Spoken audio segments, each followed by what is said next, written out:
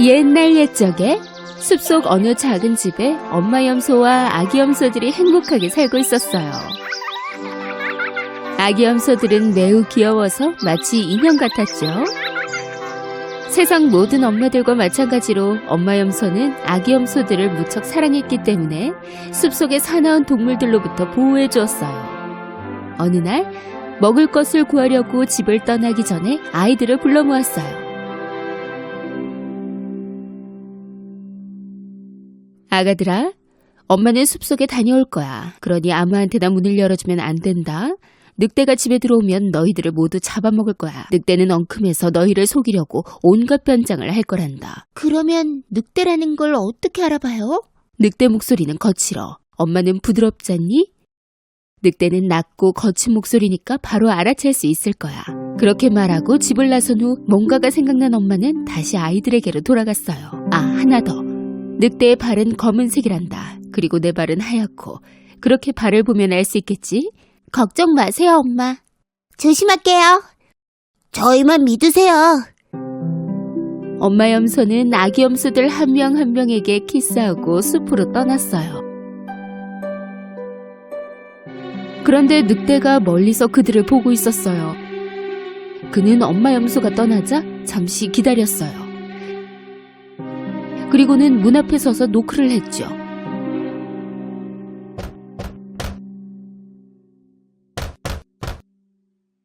누구세요? 얘들아, 문을 열거라. 엄마란다. 너희에게 줄 맛있는 음식을 가져왔다. 하지만 그 거친 목소리를 듣고 늑대라는 걸 눈치채곤 문을 열지 않고 소리쳤어요. 우리 엄마가 아니잖아. 엄마의 목소리는 훨씬 아름답다고. 넌 늑대야. 우릴 속일 수 없어. 늑대는 아기 염소들이 속지 않자 무척 화가 났어요. 그래서 상점에서 큰 분필을 먹어치웠더니 목소리가 훨씬 부드러워졌어요.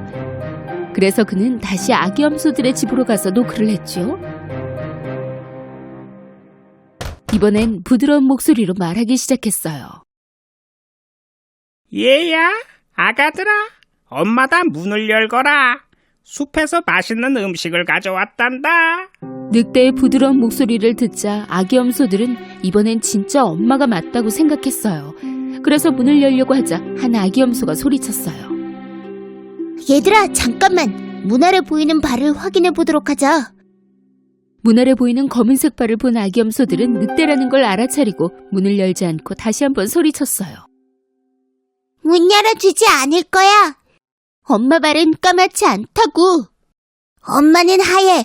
너는 늑대지? 늑대는 참을 수 없이 화가 나서 떠났어요. 이번엔 빵집을 갔죠. 빵집 아저씨는 문 앞에 있는 늑대를 보고 무척 놀랐어요. 지금 채식하고 있어요. 그래서 페스츄리 빵만 먹으려고요. 밀가루 좀 주실래요? 늑대는 밀가루를 받아들고 빵집을 나왔어요. 그가 아기 염소의 집에 다다랐을 때 그는 가방에 가져온 밀가루를 발에 부어버렸어요. 그러자 발이 하얗게 되었지요. 엉큼한 늑대는 세 번째로 작은 집의 문을 노크했어요. 얘야, 아가들아, 엄마다 문을 열거라. 숲에서 맛있는 음식을 가져왔단다. 먼저 발을 보여주면 엄마인지 확인해 볼게요. 늑대는 밀가루 묻은 발을 보여주었어요. 아기 염소들은 하얀 발을 보고는 엄마가 맞다고 생각해서 문을 열어주었죠. 그러나 아기 염소들이 본 것은 바로 자신들 앞에 떡하니 서 있는 무시무시한 늑대였어요. 아기 염소들은 어쩔 줄 몰라서 소리를 지르며 도망치기 시작했어요. 네, 살려줘요. 도와줘요. 어차피 모두 잡아먹힐 테니 시간 낭비하지 말거라. 첫째 염소는 책상 밑에 숨었어요. 둘째는 침대 속에, 셋째는 굴뚝 속에, 넷째는 부엌에, 다섯째는 장롱 속에, 여섯째는 커튼 뒤에, 일곱 번째 염소는 큰 벽시계에 숨었어요. 하지만 엉큼한 늑대는 아주 빨라서 어디에 숨었든 모두 잡을 수 있었죠. 도망쳐서. 뛰지 말고 이리 오너라. 모두 잡아먹어버릴 테니. 살려줘요.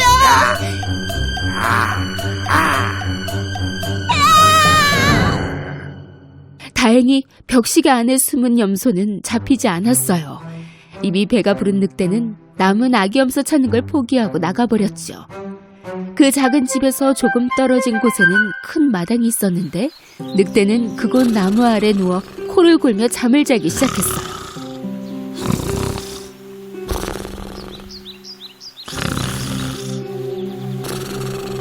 잠시 후 엄마 염소가 집으로 돌아왔어요.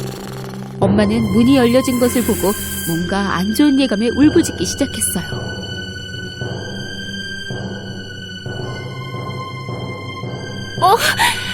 아가들아! 내 사랑하는 아가들아!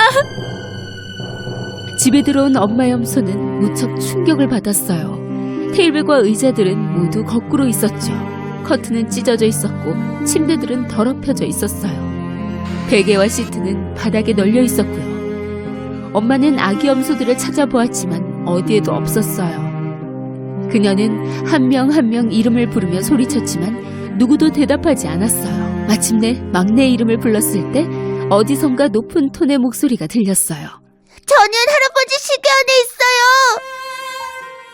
엄마 염소는 할아버지 시계로 가서 아이를 꺼내어 안아주었어요. 그 아기 염소는 울면서 모두 이야기했어요. 늑대가 변장했어요. 우린 엄만 줄 알고 문을 열었는데 그 늑대가 누나 형들을 모두 먹었어요.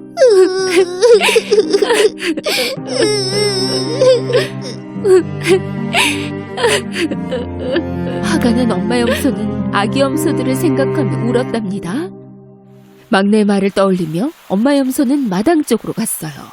잠시 후 늑대가 자고 있는 것을 발견했죠. 코를 얼마나 심하게 고는지 나무의 가지들이 흔들릴 정도였어요.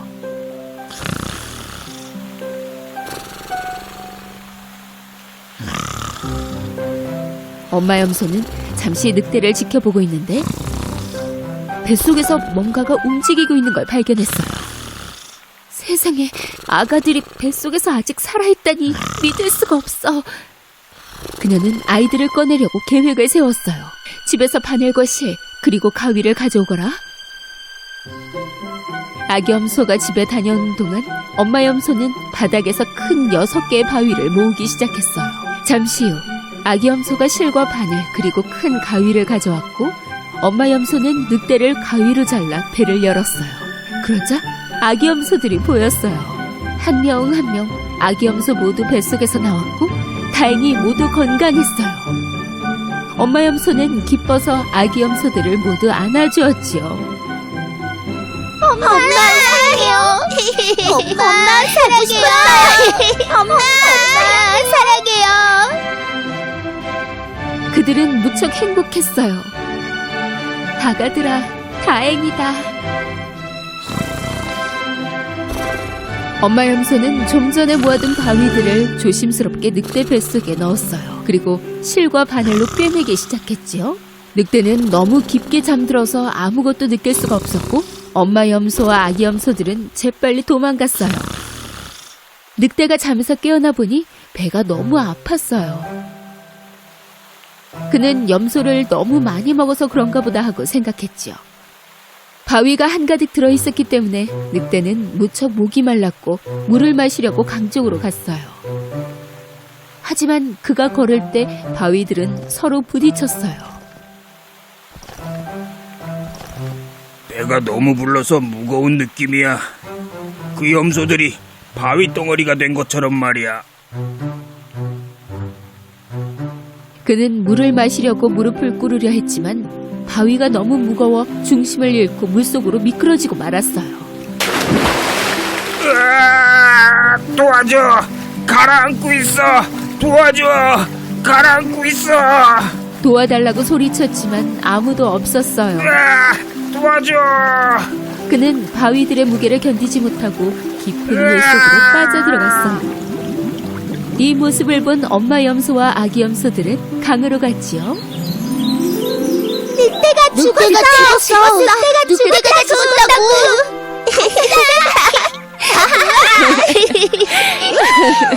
그들은 손을 잡고 춤을 추기 시작했어요.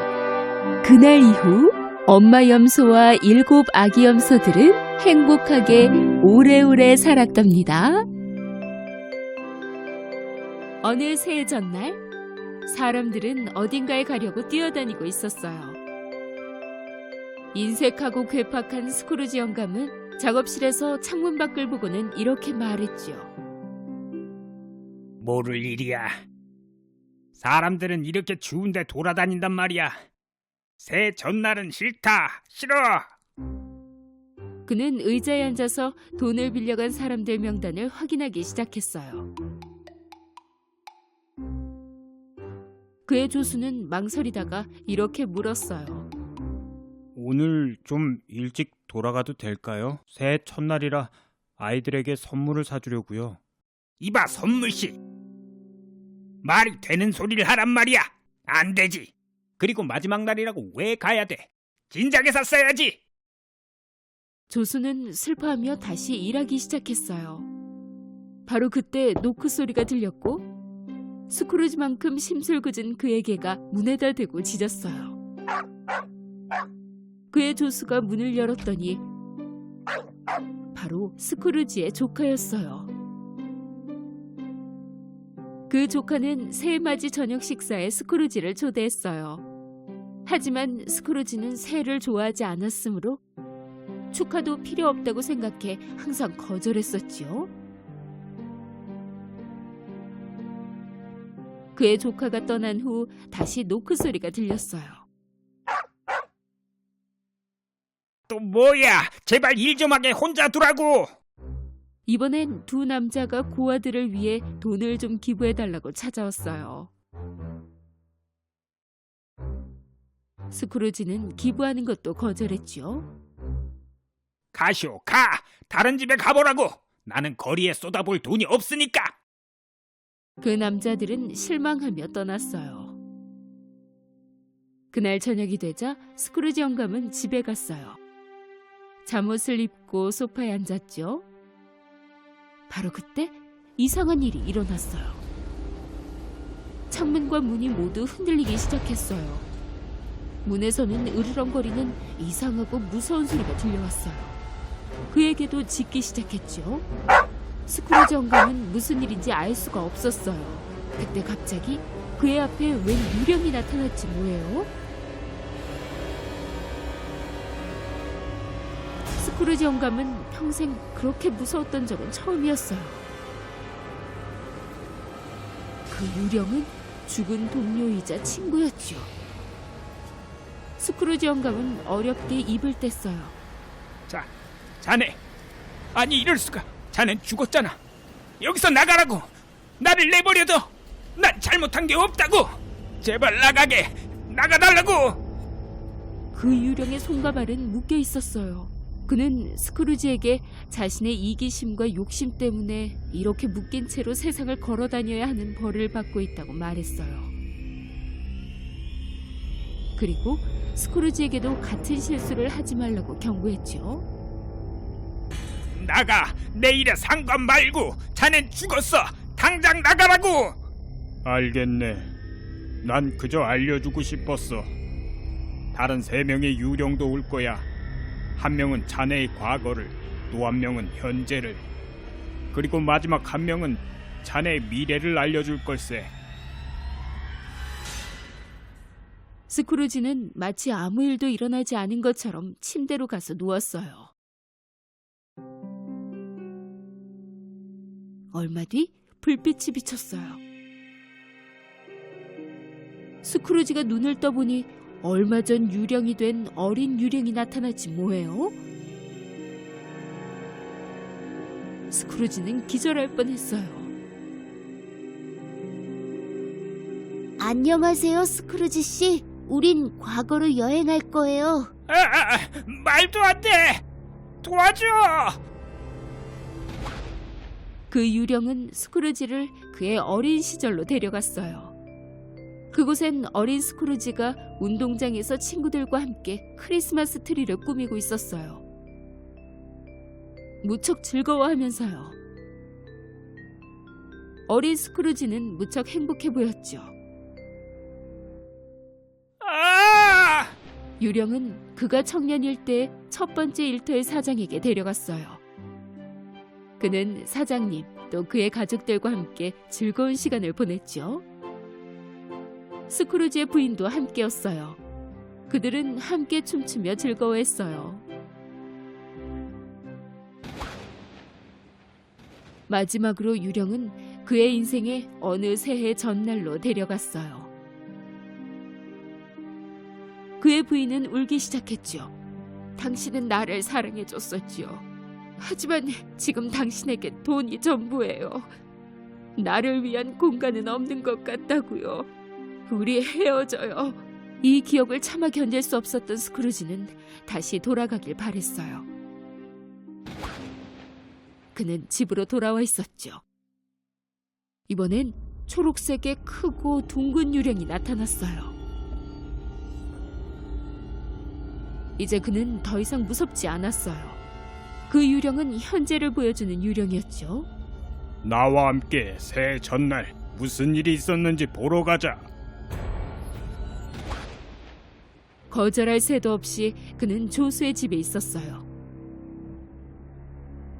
가난한 조수의 집에는 저녁 식사가 무척 단촐해 보였어요. 스크루지는 식구들 모두가 그를 싫어할 거라 생각했지만 그가 본 것은 전혀 그렇지 않았어요. 그의 조수가 일어나 말했지요. 내게 일할 기회를 주고 제때 월급을 주는 스크루지 사장님께 감사하다고 말하고 싶어. 덕분에 우리가 식사를 할 수 있으니까. 스크루지 영감은 조수에게 항상 못되게 굴었는데도 조수가 감사히 여기자 그는 무척 놀라워했어요. 그는 조수의 아이가 아픈 것을 알게 되었지요. 아이는 마르고 아파 보이는 몸으로 식탁 코너에 휠체어를 타고 앉아 있었어요. 스크루지는 아이를 보자 무척 슬퍼졌어요. 이 아이는 아주 아파서 남은 시간이 많지 않다. 유령의 말을 들은 스크루지는 더욱 슬퍼했어요. 이제 유령은 그의 조카 집으로 데려갔어요. 그들은 무척 즐거운 시간을 보내고 있었지만 스크루지의 자리를 비워놓는 걸 잊지 않았어요. 삼촌도 함께였다면 더 좋았을 텐데. 스크루지는 전혀 기대하지 않았었어요. 항상 모두들 자기를 싫어한다고만 생각했었죠. 이제 유령은 그에게 죽을 때가 되었다고 말하면서 그의 재킷 아래 서 있는 두 아이들을 보여주었어요. 너무 마르고 무서워 보이는 얼굴 때문에 그 소년과 소녀는 아이들이라기보다는 차라리 해골처럼 보였어요. 이 아이들을 잘 보거라. 이 아이들은 탐욕스럽고 무관심한 사람들을 나타낸다. 당신이 죽을 때 이 아이들을 기억하거라. 그 초록색 거대한 유령이 사라지자 스크루지는 그 유령이 무엇을 말하고 싶어 했는지 이해할 수 없었어요. 하지만 곧 갑자기 울리는 시계 소리에 깜짝 놀랐지요. 자정이었어요. 그러자 더 어둡고 더 무서운 유령이 나타났어요. 미래를 보여주는 유령이었죠. 그는 스크루지를 그의 장례식장으로 데려갔어요. 사람들은 그의 묘지에 모여 있었어요. 스크루지는 그의 묘비에 있는 얼굴을 보고 충격에 휩싸였어요. 그는 뒤에서 스크루지 영감이 마침내 죽었다고 안심하며 이야기하는 사람들을 보게 되었죠. 스크루지는 몇 년이 지난 후에는 자신이 더 나쁜 사람이 되어 있을 것이며 아무도 더 이상 그를 좋아하지 않게 될 것임을 깨달았어요. 그에게 돈을 빌려간 사람들은 그의 죽음을 행복해했죠. 그와는 다르게 조수아들의 묘도 보게 되었는데 조수아들의 묘지는 꽃으로 가득했어요. 그는 더 이상 견딜 수가 없어 다시 집으로 가게 해달라고 유령에게 부탁했어요. 제발 돌려보내 주시오. 이제 알겠소. 내가 달라지겠소. 더 이상 괴팍하고 인색한 노인으로 살지 않을 거요. 네, 약속하겠소. 그는 집으로 돌아왔어요. 다행히 아직 12시가 되지 않았고 그에게는 짖기 시작했어요. 스크루지 영감은 아직 새해가 되지 않았다는 걸 알고는 변할 기회가 남아있다고 생각했어요. 그는 행복하게 거리를 뛰어다녔죠. 그는 먼저 정육점에 가서 큰 칠면조를 산 후 그의 조수집에 배달해달라고 말했어요. 그리고는 장난감을 사서 조수의 아들에게 배달해달라고 했죠. 그런 다음 뛰어서 그의 동생 집에 갔어요. 초대했던 조카와 즐거운 저녁 식사를 하고는 그들과 새해를 함께 보냈죠.